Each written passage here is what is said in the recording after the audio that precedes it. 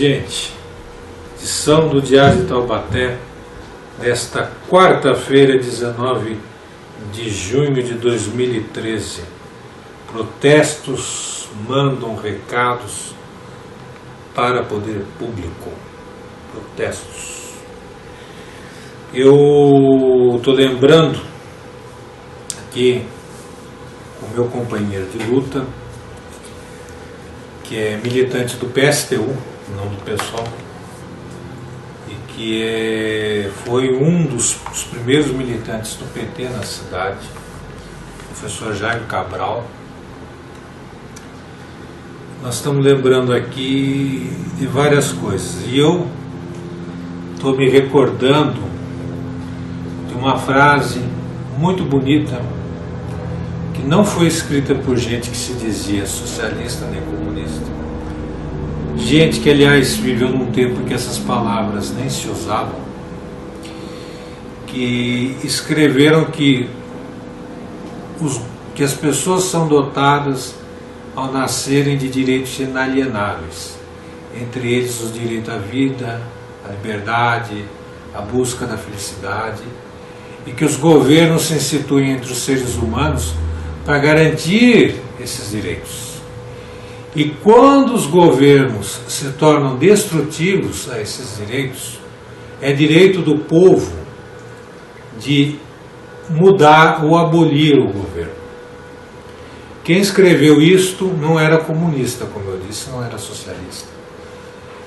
Eram delegados do Congresso Continental nos Estados Unidos da América, 13 colônias que estavam fazendo sua independência no final do século XVIII, e botaram essas palavras na Declaração de Independência.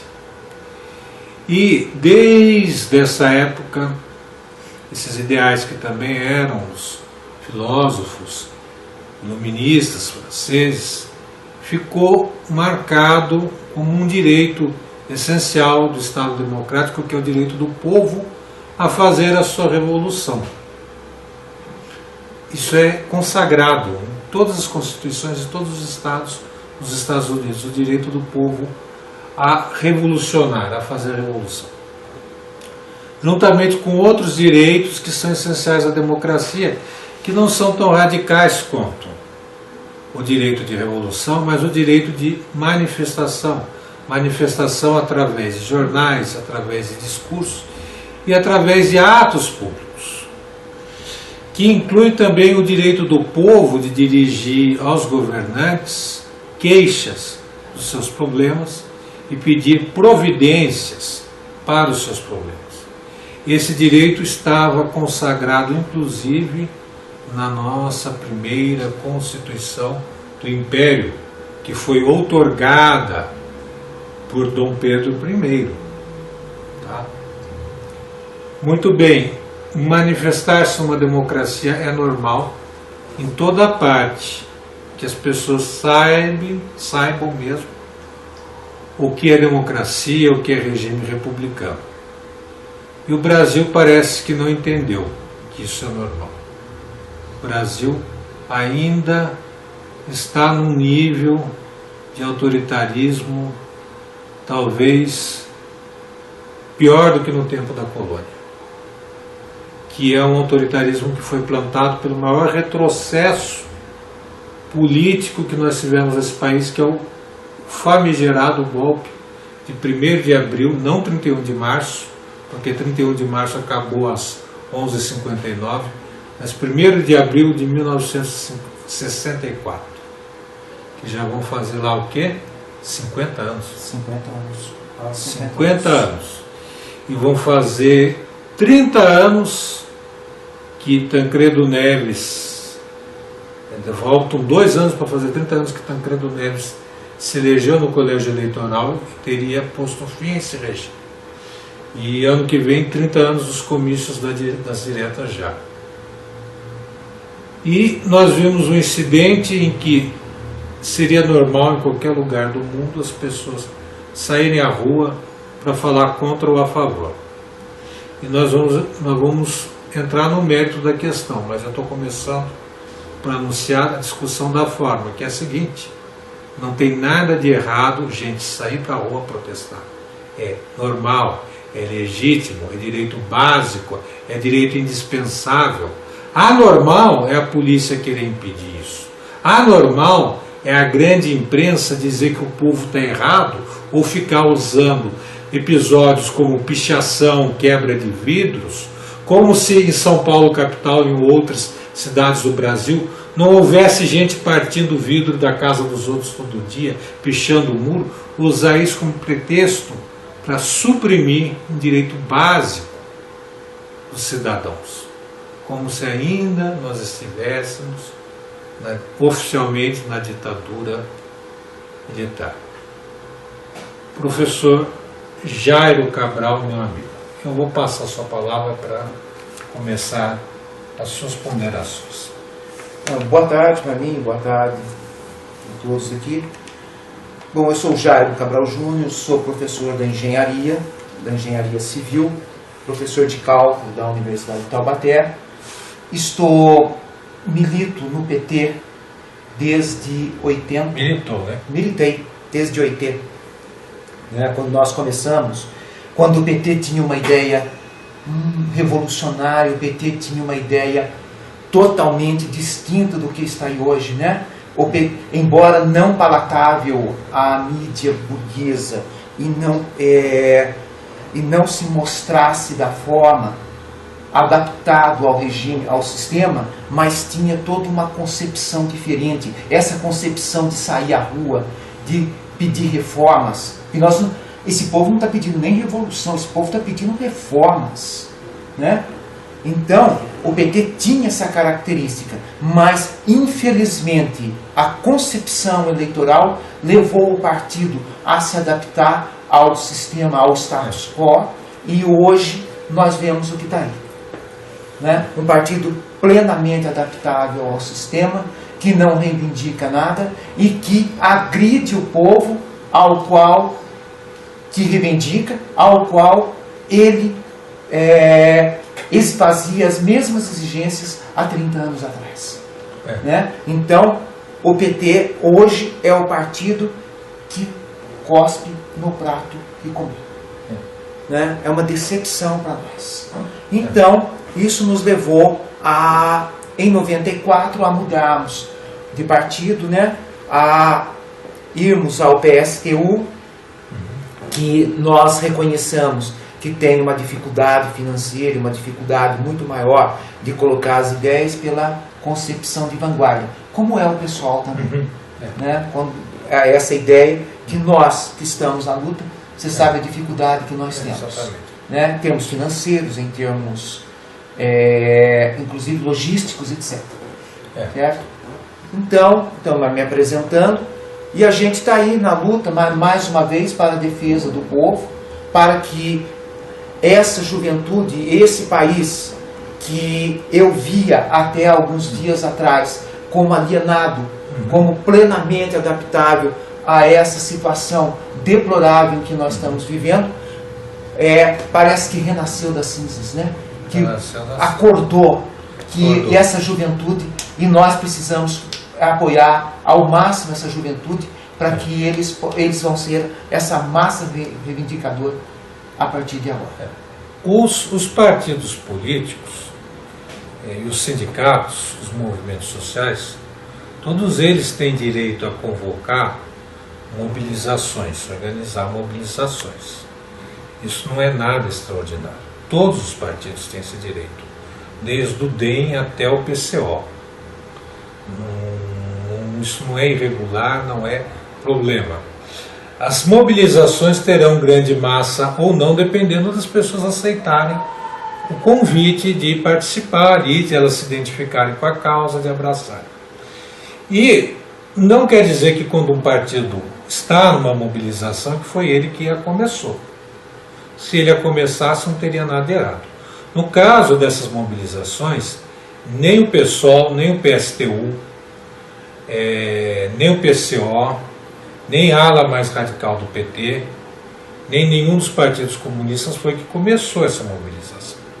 Essa mobilização começou independente de militantes dos partidos de esquerda que depois foram somar-se, né? Mas começou dessa gente. A gente tem de respeitar os outros, não achar que somente pessoas em partidos de esquerda, que militam, estão filiadas, tal, têm cabeça e mentalidade para fazer esse tipo de coisa ou capacidade de liderança. Não. Pessoas anônimas na rua têm a mesma capacidade. De repente, um vizinho nosso aqui na Rua Marquês do Herval pode ser um líder amanhã de um movimento assim. Alguém que nunca pôs o pé na rua para protestar, de repente decide protestar e pode erguer uma massa, sim, se o que ele levantar corresponder ao que os outros querem. Mas se tivesse sido começado pelo PSTU, não teria problema pelo pessoal, não, porque é um direito que tem. O PMDB também começava movimentos, isso não tinha nada de errado. O PT, o PSDB também já usou muito movimentos populares, uma época, para apresentar suas pautas. E não tem nada de errado, porque isso é normal na democracia. Na democracia, aliás, todos os problemas que afligem a população podem ser discutidos por sindicatos, por partidos, por jornais, por associações de pessoas mais diversas. Isso não tem problema nenhum. Isso é normal. Mas acontece que o que foi o caso dessa vez não foi uma iniciativa dos partidos. Foi uma iniciativa das pessoas do movimento Passe Livre, já há muito tempo, mas que não agregavam tanta gente, e que dessa vez, com a insatisfação da coisa, eles agregaram mais gente, e os nossos partidos, como tem como princípio que nós não somos substitutos para o povo, quer dizer, nós não queremos governar no lugar da base, mas nós defendemos que a base da sociedade é que governa, e que nós estamos a serviço das causas populares, nós nos prontificamos a entrar nisso. No meio desse movimento, tem negros, porque uma grande parte da população brasileira é negra, tem brancos, andar de ônibus não escolhe cor, é óbvio, as pessoas precisam da necessidade de locomoção, tem punks, tem protestantes, católicos, ateus, homossexuais, bissexuais, heterossexuais, né? Homens, mulheres, e pessoas inclusive até de classes mais favorecidas, mas que também acham absurdo pagar mais um tanto. O que objetivamente levou as pessoas a primeiro participarem desse movimento é o seguinte: a tarifa de R$3 para andar uma vez de ônibus, em face do salário mínimo, considerando que a pessoa numa cidade grande ou média como a nossa precisa usar transporte motorizado quase todos os dias, né? Já era um peso enorme para as pessoas. Isso considerando que a pessoa vá tomar uma passagem de ônibus para ir e outra para voltar, ela gastava R$6 por dia, que dava 180 no mês. Isso já era muito. Mas ocorre que não houve só um aumento de 20 centavos, porque também já subiu para 193. O problema é que em São Paulo as pessoas precisam tomar mais de um ônibus e tomar ônibus e metrô. E a tarifa integrada passou para R$5. Ou seja, o indivíduo para sair de casa de manhã vai gastar R$5, para voltar para casa vai gastar R$5. No fim do mês, porque sábado e domingo ele também precisa de ônibus para fazer qualquer coisa, ou ele fica em casa, ou ele vai fazer alguma coisa e também vai precisar de ônibus. No fim do mês, R$300. Isso é quase a metade do salário mínimo nacional e 40% do nosso piso estadual, que é de 755. Ou seja, é impraticável essa tarifa para a maioria da população. Não vem ao caso aí que tem estudantes, que tem os sexagenários, que estudante paga menos, sexagenário não paga, tal. Isso daí não vê o caso, vê que tem uma grande maioria que não tem vale transporte, não tem empresa para ajudar, mas as empresas também ajudando também é um custo para elas, não vamos negar isso, né, porque empresa que o custo não dói, mas isso daí é um peso muito grande para as pessoas. No portal da Conlutas, que é uma central popular e sindical, não é como a CUT, que é só sindical, está lá a participação da Conlutas e da ANEEL.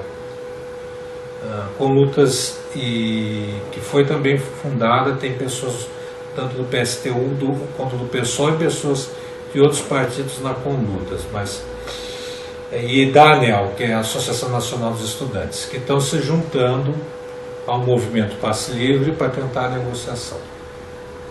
O portal da Conlutas hoje está levantado a seguinte proposta para viabilizar: tarifa zero seria ideal.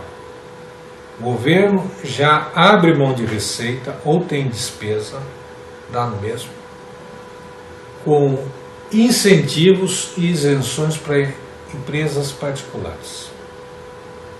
É bom que as pessoas saibam disso. Empresa particular no Brasil difere da empresa estatal apenas no fato de quem é oficialmente o dono dela. Porque as empresas particulares recebem tanta ajuda de governo federal e de governos estaduais quanto as empresas estatais. Aliás, a privatização não eliminou o problema do custo das ex-estatais para o governo federal, não, porque elas continuam demandando ajuda do governo. Mas o governo dá essas isenções, esses incentivos para várias empresas e cobra uma dívida de dezenas de milhões de dólares, dá em real também dá, convertendo de real para dólar, dá dezenas de milhões de dólares também, do município de São Paulo. E dá isenção agora de diesel, não sei o que, e a passagem não abaixa. A passagem de 96 para cá subiu acima da inflação oficial. Então, proposta da Conlutas, da ANEEL e do Movimento Passe Livre é que esse dinheiro que o governo federal cobra de qualquer jeito no município de São Paulo seja usado para financiar a tarifa, porque é uma massa enorme. E com vistas até financiar a tarifa zero, né, que é possível. Mas antes, essa proposta que está sendo encaminhada, antes disso, primeira condição para começar a negociar, que a posição da Conlutas eu acho que é plausível, que é correta, é primeiro ele congelar esse aumento, não soltar, mas reverter um pouco, tirar esses 20 centavos, até na mesa de negociação. E também abordar outros problemas que a gente não vê, até hoje não viu solução para eles, que é o seguinte: não existe um mecanismo de controle da eficiência do funcionamento dessas empresas. Não existe transparência nas planilhas delas, nas finanças delas. E o que está sendo reivindicado é que não só que a população possa participar mais da formulação das políticas para o trânsito na cidade, é que também elas possam acompanhar a operação dessas empresas, sejam elas particulares ou sejam elas remunicipalizadas, como alguns defendem, que já é uma proposta um pouco mais ousada. Mas é preciso que tenha pelo menos esse acompanhamento e tentar ver se existe um aporte maior de recursos para resolver esse problema da logística na cidade de São Paulo e em outras grandes cidades. Então, Marlene, além da situação que nós estamos colocando aqui, né, com relação ao custo que esse aumento causa à classe trabalhadora, né, você colocou bem 40%, né, para aqueles que percebem uma faixa aí de 700 a 750 reais, o seu salário ficaria só em transportes, quer dizer, a pessoa, o trabalhador em si, com outras despesas básicas, teria grande dificuldade para conviver com esse salário. Um outro elemento fundamental é que nós, né, e particularmente a população no geral, veja a qualidade do serviço que está sendo apresentado. né? Porque um dos elementos de contestação também pelo movimento Passe Livre é pela situação, pela condição do serviço que essas empresas estão nos oferecendo hoje. Né? Nós temos o ônibus, poucos ônibus transitando, onde a população vai amontoada. Né? A população vai amontoada. A inconstância da passagem do ônibus pelo ponto, né? A qualidade com relação à logística da dinâmica do transporte em si, né? Aonde nós temos ali uma inconstância muito grande com relação ao horário desses ônibus.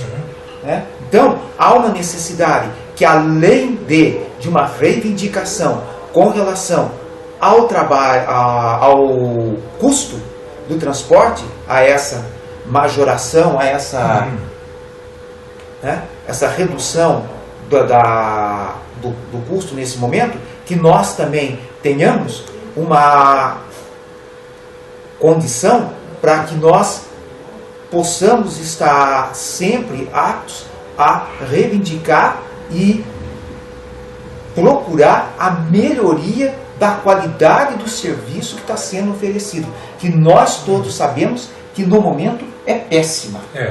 Tá? Juntando também ao metrô, onde as pessoas ali vão sem nenhum... Não vou nem citar a palavra conforto, que eu seria... sem nenhuma funcionalidade. Certo? Então, quer dizer, não há funcionalidade nenhuma, as pessoas vão ali totalmente desconfortáveis, amontoadas, né? O termo seria esse, amontoadas, e isso não vem de agora. Né? Eu estive em São Paulo fazendo um curso há muitos anos atrás, em 89, pela General Motors, e nós já sentíamos essa dificuldade no transporte, né? Isso em 89, a dificuldade de se tomar o metrô, a inconstância dos ônibus naquele momento. Né? E hoje, com o fluxo, né, muito maior, eu acredito que o problema deve ter piorado consideravelmente.